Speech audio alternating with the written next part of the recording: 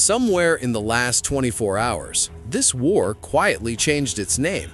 What started as a US-Israel operation to defang Iran's missile program has morphed into something far more dangerous, a shadow conflict with fingerprints from Moscow, Beijing, and even Kyiv. And if you're only watching the surface, you're missing the real story. Let's start with something that stunned military analysts this week. Iran, a country strangled by decades of crippling sanctions with no intelligence apparatus remotely comparable to Israel's Mossad, somehow located and destroyed 4 of America's most advanced radar installations in the Middle East. 4 out of only 8 of that class that exist anywhere on the planet in a single operational window, with terrifying precision. How does a sanctioned nation pull that off?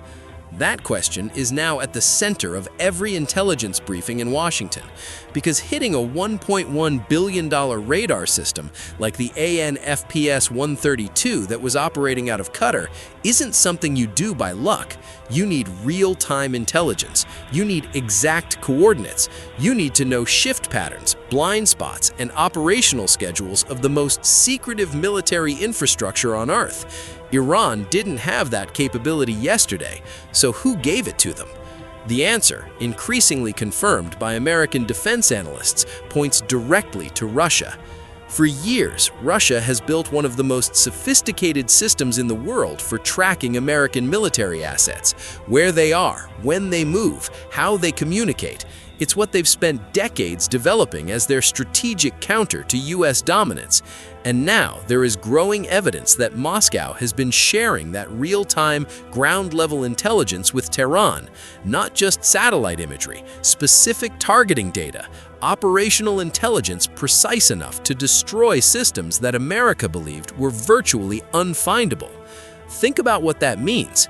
This isn't just Iran fighting America. This is Russia using Iran as a forward weapon, bleeding America's stockpiles, destroying its eyes, and exhausting its resources without firing a single Russian missile. And Russia's motivation couldn't be clearer. Every interceptor America burns in the Middle East is one less interceptor protecting Ukraine. Every Patriot battery repositioned toward the Persian Gulf is one less defending Kyiv. Every $1 billion spent on this war is $1 billion not going to counter Russian advances in Eastern Europe. And here's the beautiful calculation from Moscow's perspective. If the Strait of Hormuz stays disrupted, global oil supply tightens, prices spike, and Russia, the world's second-largest oil exporter, watches its revenues climb while doing absolutely nothing. Putin isn't fighting this war. He's profiting from it. That's the move. Now, let's talk about the other silent player, China. China's foreign policy has a phrase that goes back decades: hide your strength, bide your time. Don't expose yourself. Don't pick public fights. Just position yourself to win when others are exhausted. And right now, China is executing that philosophy with remarkable discipline. Here's what's actually happening. China controls over 80% of global gallium production, a rare metal critical to manufacturing the advanced semiconductors used in radar systems. The AN/FPS-132 radar that Iran just destroyed, rebuilding it requires roughly 77 kilograms of gallium. Good luck getting that from Beijing right now. China also controls much of the rare earth supply chain that runs through modern precision weapons manufacturing. America can bomb Iran all at once, but rebuilding what's been destroyed is going to run straight into a Chinese chokehold on materials. Beyond materials, China has been quietly providing Iran with satellite intelligence, real-time positioning data from its own space assets, allowing Iranian forces to guide missiles without depending on American GPS systems. It's the same playbook, analysts believe, that gave Pakistan operational advantages during recent India-Pakistan tensions. Real-time satellite feeds shared quietly that turn outdated weapons into precision instruments. China also has 80% of Iran's oil exports locked in as a customer. If America successfully defeats Iran and takes control of its energy infrastructure, that's not just a geopolitical loss for Beijing, it's an economic catastrophe. So China has every reason to make sure this war drags on, stays expensive, and ends inconclusively. A weakened America stuck in another Middle Eastern quagmire, bleeding treasure and credibility, is exactly the strategic environment China needs to make its move on Taiwan. Speaking of Taiwan, here's something almost no one is covering. America is so stretched right now that interceptor batteries are being physically relocated from Taiwan's defensive perimeter to support Middle East operations. The air defense cushion that was keeping a potential Chinese move on Taiwan difficult is quietly getting thinner. Beijing is watching this in real time, and behind closed doors, it is absolutely thrilled. And then there's Ukraine, the wild card that nobody expected to find in this story. Remember those Shahed drones that Iran manufactures? Russia has been using that same drone design, or near-identical variants, against Ukraine for the past 2 years. Ukrainian forces have therefore become perhaps the most battle-hardened anti-drone warfare specialists on Earth.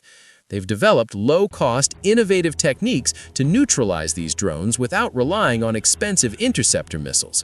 Drone nets, electronic warfare spoofing, counter-drone swarm tactics that cost a fraction of what a Patriot interceptor costs. Now, in what has to be one of the most ironic geopolitical reversals in recent memory, America has reportedly requested Ukraine's help. The same Zelensky that Trump publicly humiliated in the White House earlier this year is now being asked to send drone warfare experts to the Middle East to help U.S. and Gulf forces deal with the exact same Iranian drones Russia has been using against Kyiv. Ukraine said yes. Of course they said yes, because now they have leverage. Helping America today means America owes them tomorrow, and that debt will be called in when it matters. Now let's look at what Iran is actually doing, because it's more strategically sophisticated than most Western media is giving them credit for. Iran is not trying to win this war. They know they can't defeat the United States militarily. What they're executing is a doctrine called victory denial. Make it impossible for America to achieve its objectives, drag the conflict out, make it so costly in blood and treasure that Washington eventually folds. It worked in Vietnam. It worked in Afghanistan, and Iran is betting it works here too. Phase 1 was attrition. Use cheap drones to drain expensive American interceptor stockpiles. Phase 2, which we're now entering, involves deploying more sophisticated ballistic missiles, the Khaibar-Sheikhan, the Fatah, that are harder to intercept and increasingly precise. Iran is reportedly producing roughly 100 missiles per month. America is manufacturing approximately 600 Patriot interceptors per year, barely enough to keep pace, especially when those same interceptors are being demanded by South Korea, Taiwan, and European NATO allies simultaneously. The math is uncomfortable. Iran's most clever recent move, however, wasn't military, it was diplomatic. The Iranian president released a video message with a remarkably precise proposal directed at Gulf states, Saudi Arabia, UAE, Qatar, the others. The message was simple. If you stop allowing America to use your territory and your bases to attack us, we will stop attacking you. Full stop. America is calling this a surrender to Gulf pressure. It's not. It's a masterclass in alliance fracturing. In 1 week, Iran demonstrated it could strike Dubai's airport, threaten oil tankers in the Gulf, and make life genuinely dangerous for every emirate in the region. Now it's offering them an exit door. Don't be America's launchpad. Stay out of this, and we leave you alone. Saudi Arabia has reportedly been running back-channel negotiations to find some version of this middle ground, because Riyadh understands better than anyone that this conflict is catastrophic for regional stability, for oil markets, and for the investment environment that Gulf economies depend on. Some reports suggest Gulf states are quietly threatening to pull their enormous sovereign wealth fund investments from U.S. financial institutions if American operations continue to fail at providing the air defense guarantees they were promised. That's not a small threat, that's a run on the bank.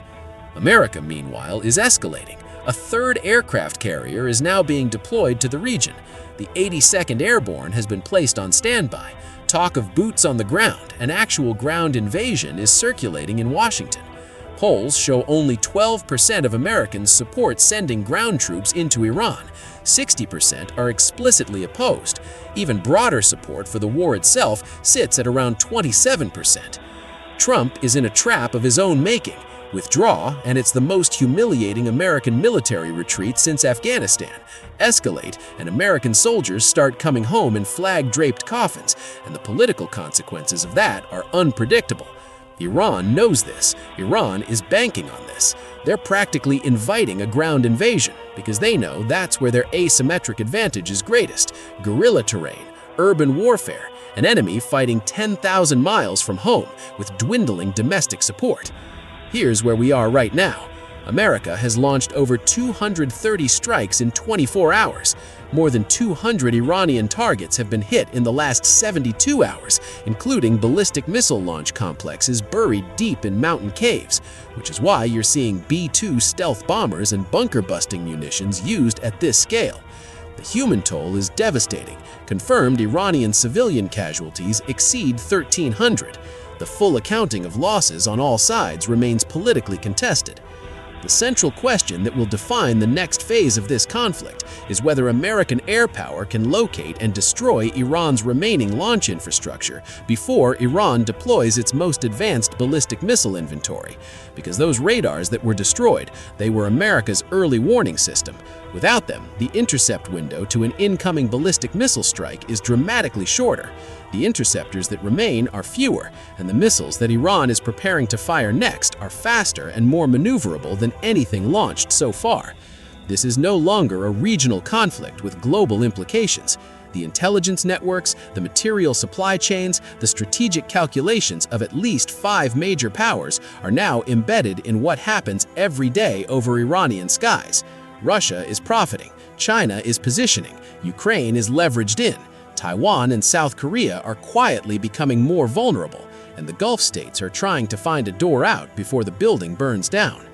The war's definition has changed. The question now isn't whether Iran can win, it's whether America can end this before the costs, financial, military, and geopolitical, become too heavy to bear.